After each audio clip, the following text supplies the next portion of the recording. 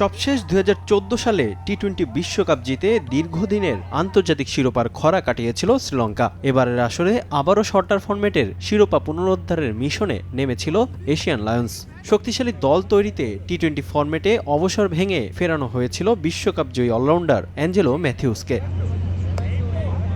এবারের আসরটাকে কোনোভাবেই ভুলতে পারবে না লঙ্কান সমর্থকরা। বিশ্বকাপে দক্ষিণ আফ্রিকা বাংলাদেশের সঙ্গে শক্তিশালী গ্রুপে ছিল শ্রীলঙ্কা। আসরের শুরুতেই প্রোটিয়াদের বিপক্ষে হার দিয়ে বিশ্বকাপ মিশন শুরু হয় লঙ্কানদের। এরপর টাইগারদের বিপক্ষে হেরে সুপার 8-এর রেইসে পিছিয়ে পড়ে হাসারাঙ্গার দল। নিজেদের তৃতীয় ম্যাচটি বৃষ্টির কারণে পরিত্যক্ত হলে গ্রুপ পর্ব থেকে ছিটকে যায় শ্রীলঙ্কা। এমন একটি ভরাডুবির টুর্নামেন্টের কারণে দেশবাসীর কাছে ক্ষমা চেয়েছেন ম্যাথিউস।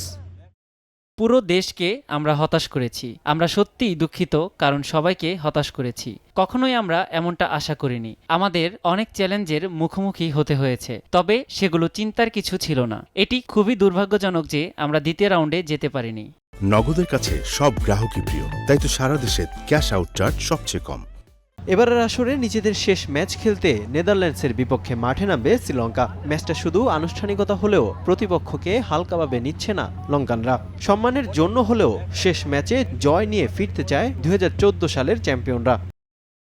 আমরা কোনো দলকে হালকাভাবে নেইনি। নেপাল যেভাবে দক্ষিণ আফ্রিকাকে হারিয়ে দিচ্ছিল তা আমরা দেখেছি। এটি দুর্ভাগ্যজনক যে নেপালের বিপক্ষে আমাদের ম্যাচটি বৃষ্টিতে ভেস্তে গেছে, তবে যা ভাগ্যে ছিল হয়েছে। টুর্নামেন্টে আমাদের আরও একটি ম্যাচ বাকি, নিজেদের সম্মানের জন্য খেলব। ব্যর্থতা ভুলে ভবিষ্যতে ঘুরে দাঁড়াবে দল, আশা অভিজ্ঞ এই লঙ্কান ক্রিকেটারের। রিফাতুল ইসলাম মিরন, সময় সংবাদ।